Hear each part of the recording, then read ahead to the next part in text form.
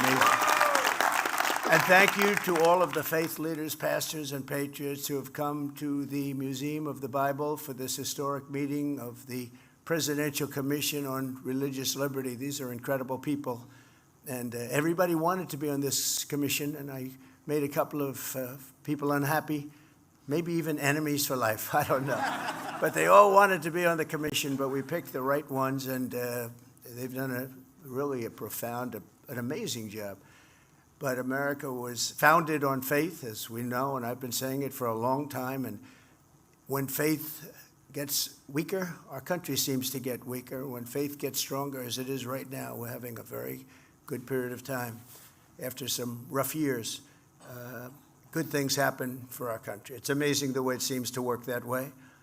And under the Trump administration, we're defending our rights and restoring our identity as a nation under God. We are one nation under God, and we always will be.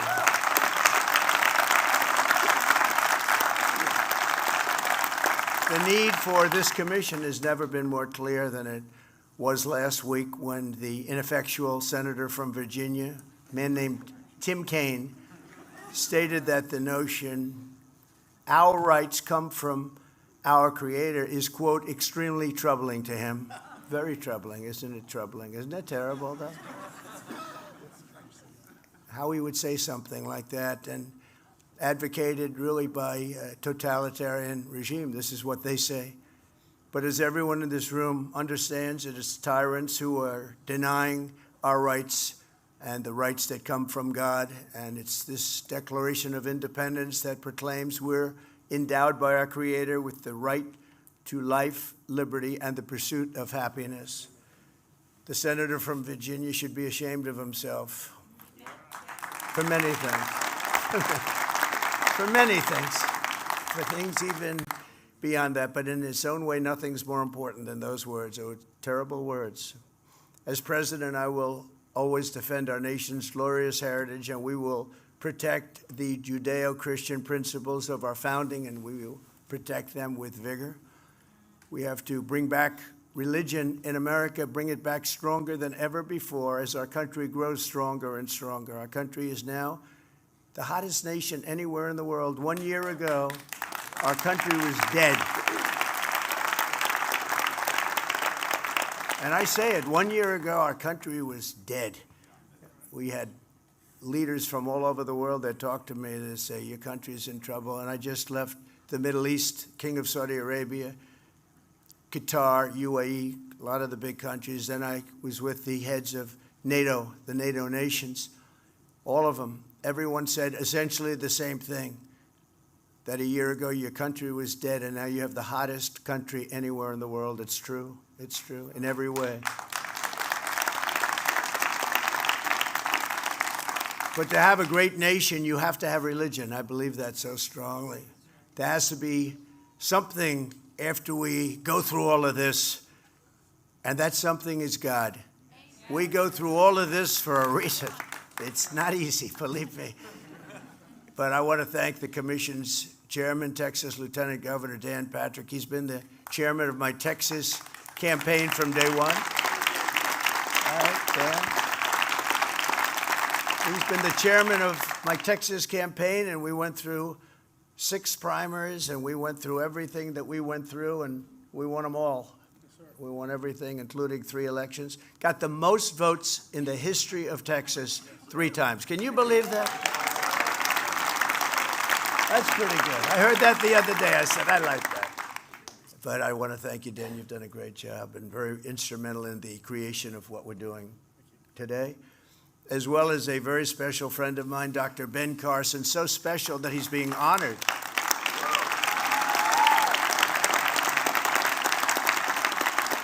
He's being honored in a couple of weeks, and I was absolutely not here. It was a very important mission for the country, and because I usually take missions only for the country.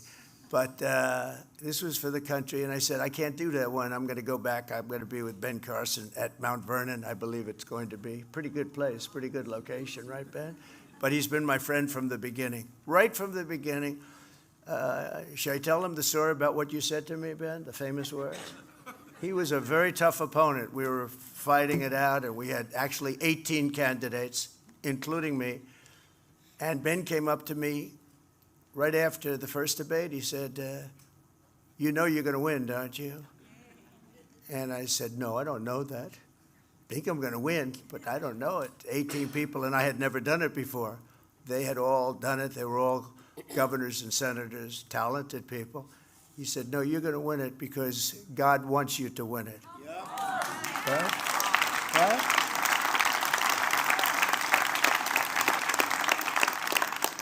But that didn't stop him. We went through.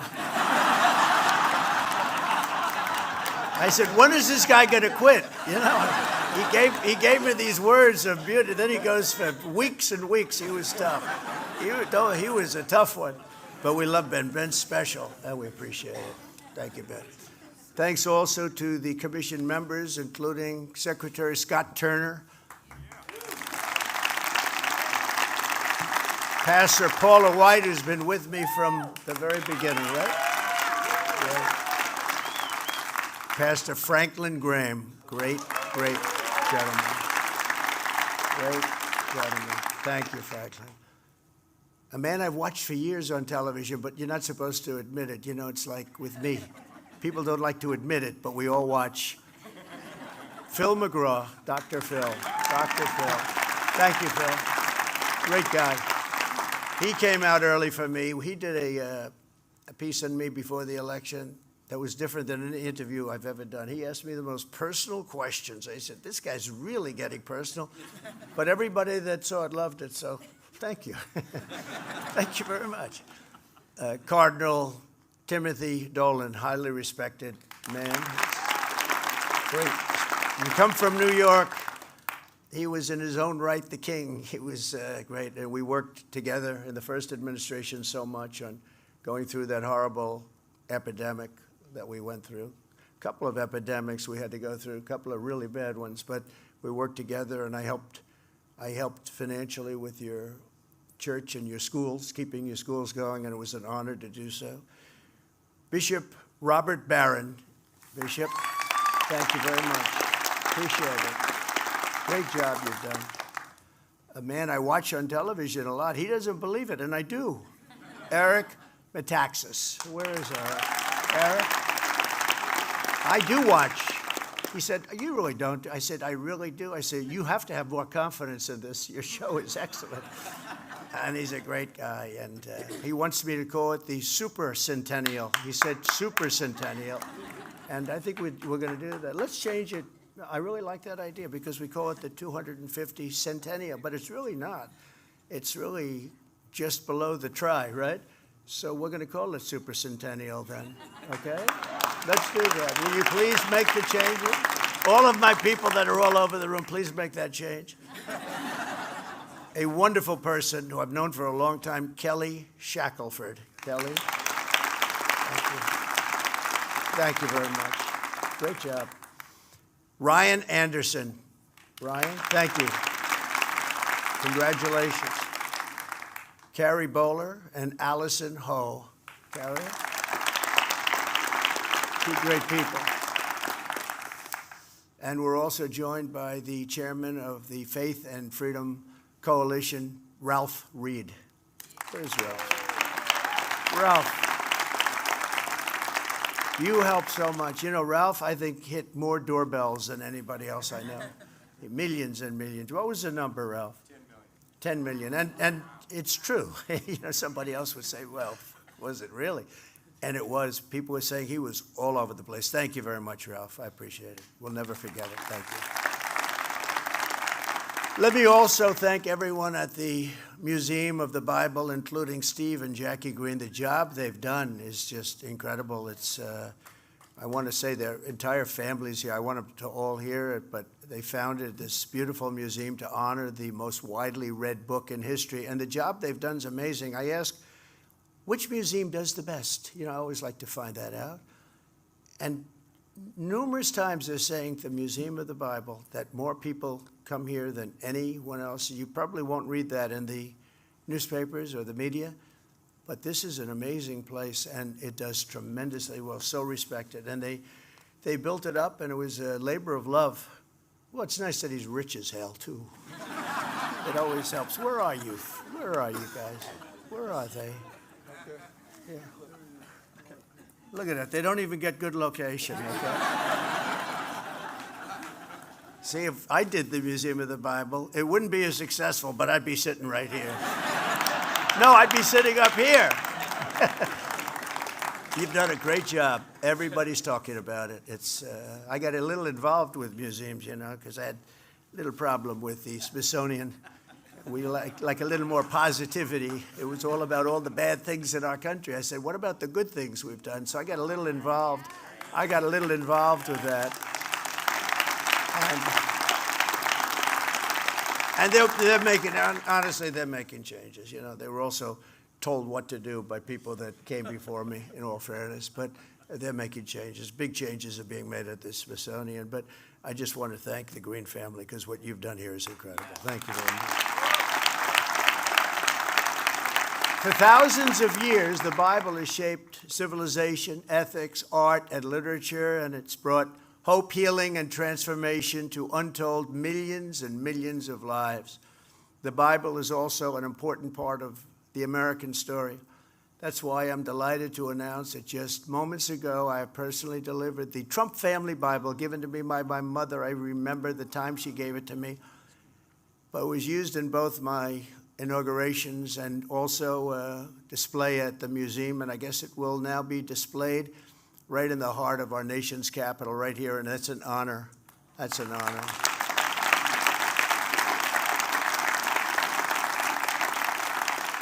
We're here this morning to discuss the grave threats to religious liberty in American schools, and you know what's going on. We all know what's going on. But I will tell you, a lot of progress has been made in the last 8 months, tremendous progress, more than I thought we could make in so many ways. Not only that, the woke agenda is practically gone.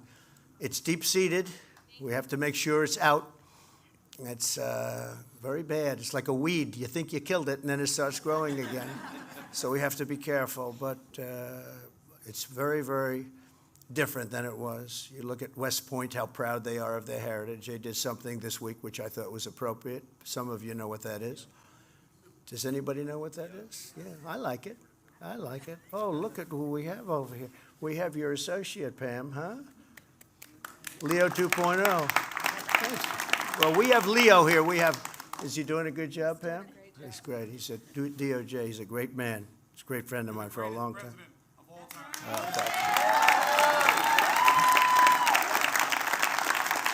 I'm glad I got to see him. I would have been in big trouble, Pam, if I didn't see him.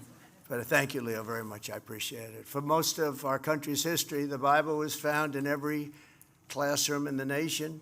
Yet in many schools today, students are instead indoctrinated with anti-religious propaganda, and some are even punished for their religious beliefs, and very, very strongly punished. It's ridiculous. Joining us this morning is Hannah Allen from Honey Grove, Texas. A few years ago, Hannah organized a group of her classmates to pray for an injured peer. The school principal declared that Hannah's generous act of love was prohibited from taking place in front of the other students. Didn't like it. The principal didn't like it. Can you imagine? But Hannah very strongly stood her ground, and she won. And Hannah, I just want to thank you for letting the light of your faith shine for all of those to see. We really appreciate it. And where is Hannah? Is Hannah here someplace? I think so. Hannah, stand up, please. Thank you very much. Thank you very much. Thank you, Hannah. I know what you went through. I know what you went through. It's great. Appreciate it. To support students like Hannah, I'm pleased to announce